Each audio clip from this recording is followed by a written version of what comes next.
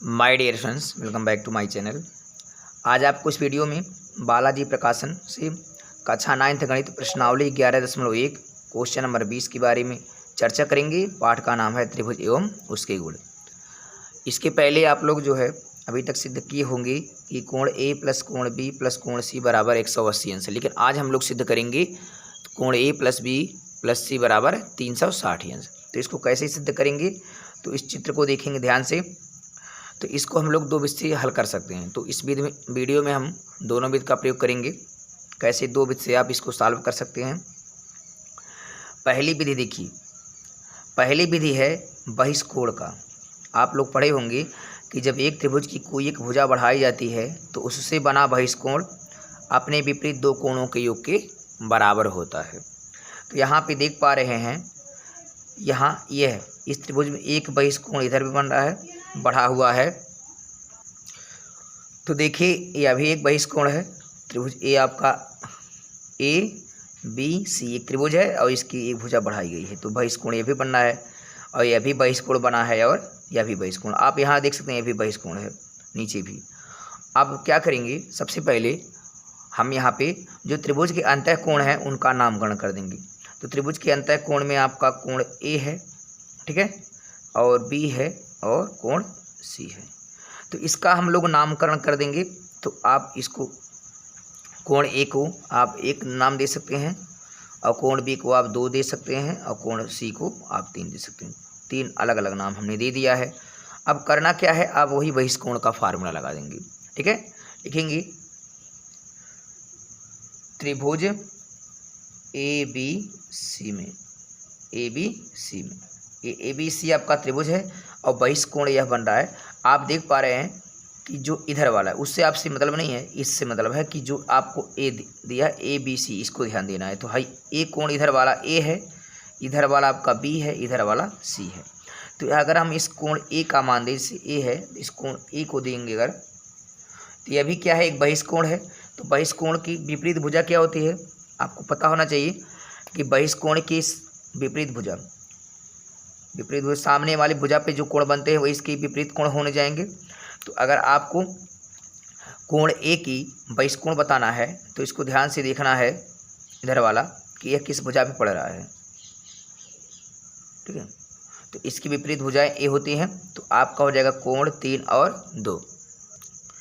तो इस कोण ए का जो विपरीत कोण होंगे वह हो जाएंगे 2 और 3, ठीक है। आप पढ़े होंगे कि बहिष्कोण जो है अपने विपरीत दो कोणों के योग के बराबर होता है। जितने दो कोण मिल के बनेंगे उतना बहिष्कोण अकेले होगा। तो हम ए का, इस ए का ही हम लोग निकाल लें कोण।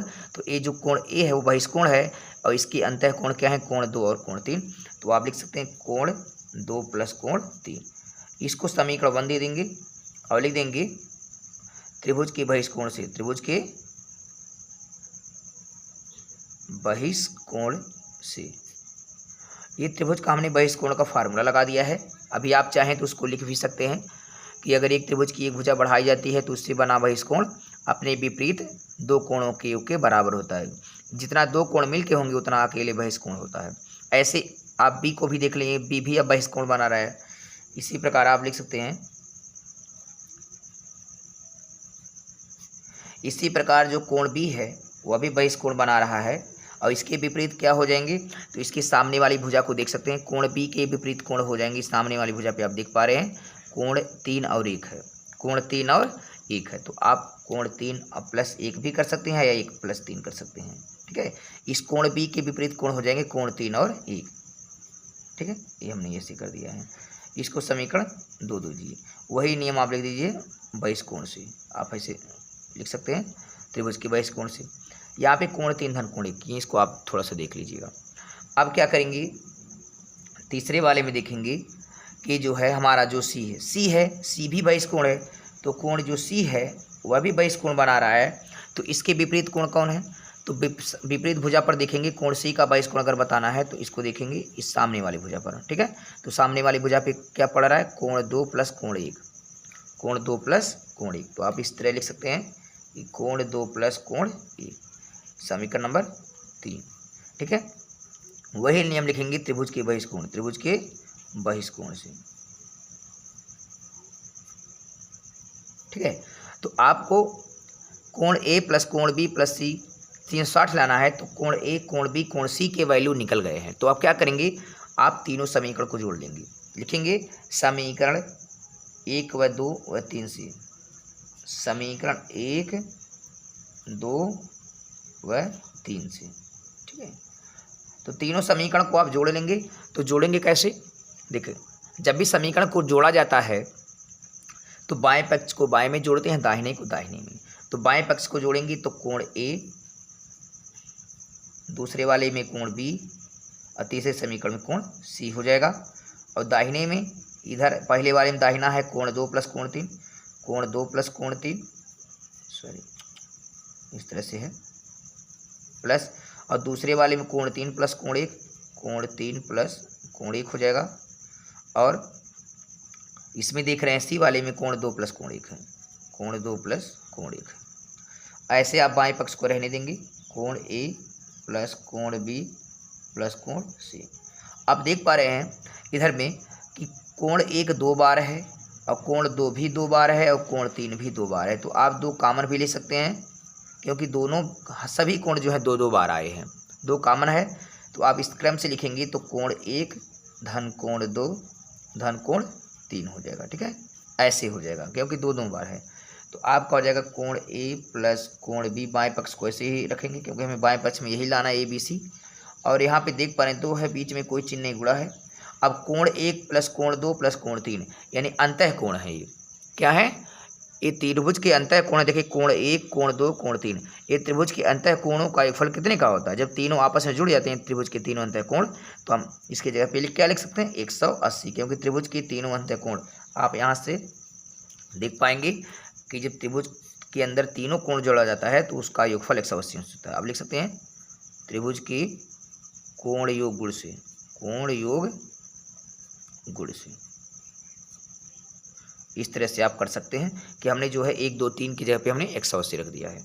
अब करना क्या है, हम जो लाना है इसको देखेंगे कि हमें लाना है बाएं पक्ष में वही लाना है जो हमें मिला है, कोण ए प्लस कोण बी प्लस कोण सी बराबर 18 दूनी 36 यानी 360 अंश। आप देख पा रहे हैं जो आपको प्रूव करना था वही मिल गया है। देख पा रहे कोण ए प्लस कोण बी प्लस कोण सी बराबर 360 अंश। तो यहाँ से हमने जो है 360 अंश को प्रूव कर दिया। इस तरह से एक प्रूव हो गया एक विषय।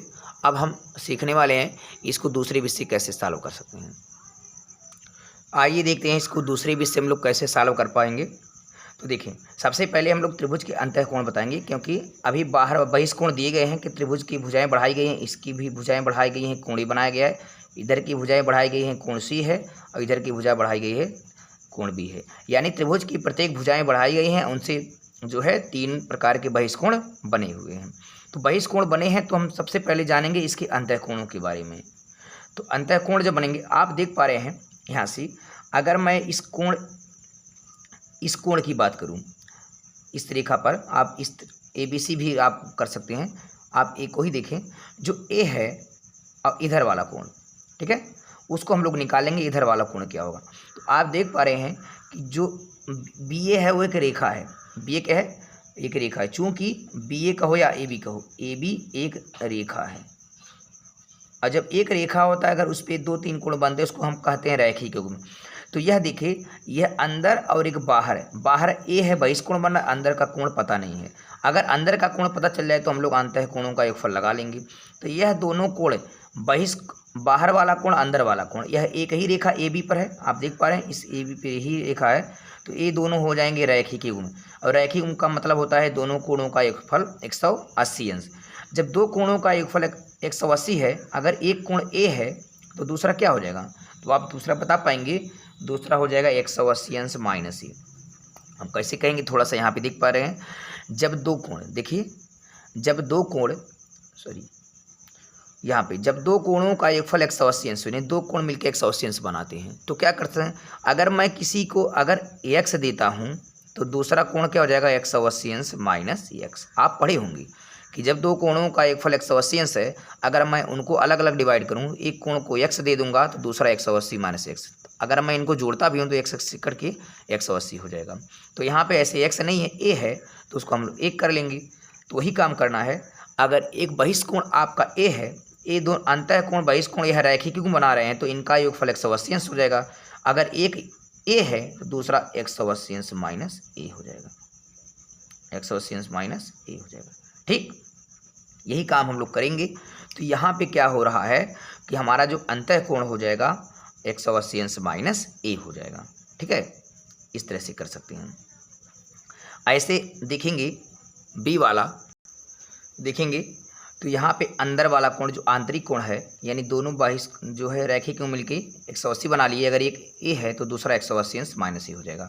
तो आप इस तरह से लिख सकते हैं कि जो आंतरिक कोण ए है, ठीक है, और ए, ये दोनों 180 अंश हो जाएंगे। तो आप इस चीज़ को दर्शा भी सकते हैं, कोई बड़ी बात नहीं है। यह रैखिक युग्म है तो आप कर सकते हैं कि जो ए है और ए वाला अंतःकोण, इसका नामकरण मैं चाहूँ तो इसका नामकरण भी कर सकता हूँ।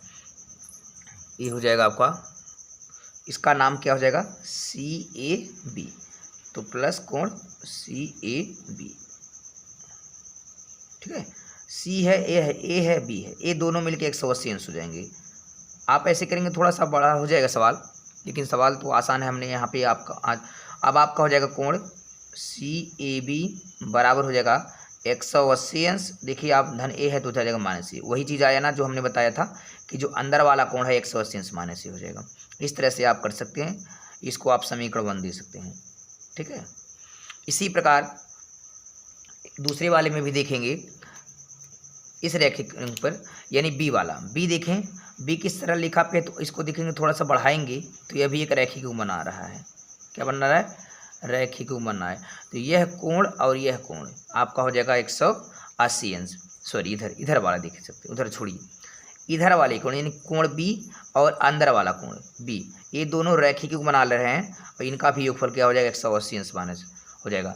अगर इन दोनों का योगफल 180 अंश है, अगर एक बी है तो दूसरा हो जाएगा आपका 180 अंश माइनस बी, क्योंकि दोनों का योगफल हो जाएगा 180 अंश। तो आप लिख सकते हैं चूँकि, या अब भी कह सकते हैं, या इसी प्रकार कह सकते हैं। अब देखेंगे ए बी सी एक सरल रेखा है, बी सी एक सरल रेखा है, एक सरल रेखा है। आप यहाँ रीजन लिख देंगे, कौन सा रीजन यहाँ पे यूज किए हैं, रैखिक युग्म यूज किए हैं, रैखिक युग्म से आप इसका यूज किए तब तो 180 आया है। अब इसी प्रकार जो है इस रेखा पे देखेंगे बी वाला, बी बाहर भी अंदर भी, यह दोनों भी रैखिक क्यों बना रहे हैं। तो ठीक है, इन दोनों का तो ए आपका जो बी है वह बाहर वाला और अंदर वाले इस कोण का नाम क्या हो जाएगा। तो आप देख सकते हैं सी बी ए, या ऐसे भी कर सकते हैं, या ए बी सी, यानी बी वाले नाम का नाम है ए बी सी, यानी कोण ए बी सी भी कर सकते हैं। इनका योगफल भी 180 अंश हो जाएगा, क्योंकि यह भी जो है एक ही रेखा पे है, इसलिए यह रैखिक युग्म से हो जाएंगे, रैखिक युग्म से। ठीक, अब यहाँ पे कोण ए बी सी जो आपका हो जाएगा 180 अंश, धन बी है उधर जाएगा माइनस बी हो जाएगा, ए हो जाएगा। इसको समीकरण आप 2 दे सकते हैं। ठीक है, तो यहाँ पे जैसे हमने यहाँ पे 100, अब इसी प्रकार जो है सी वाले को देखेंगे, इसी प्रकार अब सी वाला कोण बच रहा है, क्योंकि मुझे सी को दिखाना है। तो सी किस रेखा पे है, तो सी ए एक सरल रेखा है, चूंकि सी ए एक सरल रेखा है। जब सी एक सरल रेखा है तो सी पे बाहर भी देखो, ये सी एक सरल रेखा है तो इस बाहर भी एक कोण बन रहा है, अंदर भी कोण बन रहा है, ये दोनों कोण मिलकर रैखिक युग्म बना लेंगे, इनका भी योगफल 180 अंश हो जाएगा। अगर ए सी है तो इधर वाला 180 अंश माइनस सी हो जाएगा ऑटोमेटिक, क्योंकि इन दोनों का योगफल 180 अंश होता है। आप चाहें तो इसे डायरेक्टली भी कर सकते हैं, हमने थोड़ा डिटेल बताया ताकि आपको समझ में आए, नहीं तो यहाँ से भी हो सकता है डायरेक्ट। तो देखेंगे जो सी है और अंदर वाला कोण, इसका नाम क्या है, इसका नाम है बी सी ए, अंदर वाले का नाम है बी सी ए। तो आप लिख सकते कोण बी सी ए, ये दोनों भी मिलकर 180 अंश हो जाएंगे, वही काम हो जाएगा रीजन रैखिक युग्म से, रैखिक युग्म से। बस यही लिखना बड़ा है, बाकी सवाल तो बहुत इजी है। अब क्या करेंगे, कोण बी सी ए जो है आपका बी सी ए, ये आपका 180 अंश हो जाएगा, धन सी उधर जाएगा माइनस सी, इसको समीकरण 3 दे देंगे। बस करना वही था कि अंदर वाले कोणों को हमें निकालना था। तो यह ए है तो यह 180 माइनस ए होगा, यह बी है यह 180 माइनस बी होगा, यह बाहर सी है तो अंदर 180 माइनस सी हो जाएगा। अब हमें त्रिभुज के अंतःकोण पता चल गए कि त्रिभुज के अंतःकोण क्या है, बस उन्हीं का योगफल लगा लेंगे। अब लिखेंगे, अब त्रिभुज ए बी सी में जोड़ेंगे कोण ए अंतःकोणों का योगफल। आप पढ़ेंगे त्रिभुज के तीनों अंतःकोणों का योगफल 180 होता है। तो अंदर वाला कोण ए, कोण बी, कोण सी। तो कोण ए देखिए आपका कोण ए वाला यहाँ पे है, इसका वैल्यू दिया है 180 माइनस ए, 180 माइनस ए, ठीक, ये पहला कोण।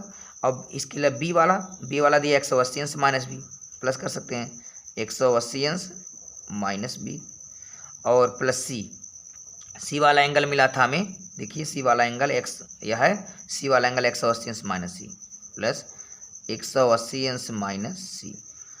ये हमने कहाँ से प्राप्त किया है? त्रिभुज के अंतःकोण से। जब मैं बाहर वाले कोण से रैखिक कोण लगा के अंदर वाला कोण, तो यह है 180 माइनस सी आ गया, यह 180 माइनस बी आ गया 180 माइनस सी। यह त्रिभुज के तीनों अंतःकोण है। त्रिभुज के तीनों अंतःकोणों का योगफल 180 होता है। आप इसको कर सकते हैं बराबर 180। आप रीजन लिख देंगे, त्रिभुज के अंतःकोण से, ठीक है। त्रिभुज के अंतःकोण का यूज जो हमने करके यहाँ पे इसका योगफल 180 कर दिया। अब देख पा रहे, पक्षांतर कर दीजिए। अब 180 से 180 कट जाएगा, देखिए यह भी 180 प्लस में, यह भी 180 प्लस में है। अब क्या बचा, यहाँ 180 मिलके आपका हो जाएगा 18 दूनी 36, 360 हो जाएगा, ठीक है। और जो माइनस कोण है सब उधर लेके चले जाएंगे पक्षांतर को, माइनस ए है तो उधर प्लस ए हो जाएगा, माइनस बी है तो उधर प्लस बी हो जाएगा, माइनस ए तो प्लस सी हो जाएगा। यही आपको सत्यापन भर करना था कि उसमें जो है कोण लगा दिया है तो एक कोण है, कोण का प्रतीक आप बना सकते हैं खुद से, कोई बड़ी बात नहीं है। यहाँ आपको लाना था, देख पा रहे हैं प्रश्न वो कि कोण ए, कोण बी, कोण सी बराबर 180। तो यहाँ ए बी सी की वैल्यू निकल गई है। आप चाहेंगे तो आप कोण इसको लगा सकते हैं, क्योंकि जो ए बी सी वो क्या है, कोण थे, ठीक है। तो इस प्रकार से दो विधि से आप जो है इस सवाल को लगा सकते हैं। पहली विधि भी आसान है, दूसरी विधि भी आसान है, बस समझने का फ़र्क है। तो दूसरी विधि इसलिए थोड़ा सा आपको टफ लगेगा क्योंकि यहाँ पे हम अंतःकोण निकाले हैं और वह भी रैखिक योग्य का। बाहर वाला कोण पता है तो अंदर वाले कोण दोनों एक फल 180 होंगे, तो दोनों का एक फल 180 में से बाहर वाला घटा देंगे, अंदर मिल जाएगा। ऐसे इसका भी अंदर निकाल दिया गया। ऐसे ही अब त्रिभुज के तीनों अंतःकोण मिल गए और त्रिभुज के तीनों अंतःकोणों का एक फल 180 होता है और जोड़ दिए तो हमारा आंसर आ गया। हमें जो प्रूव करना था वो आ गया। तो आई होप ये वीडियो आपको समझ में आया होगा। अगर ये वीडियो आपको समझ में आए तो इसको लाइक, शेयर और कमेंट करें, और कमेंट के माध्यम से बताएं कि आपको वीडियो कैसा लगा, ताकि आपके लिए और अच्छी वीडियो हम बनाते रहें। तब तक के लिए take care, thank you, good bye.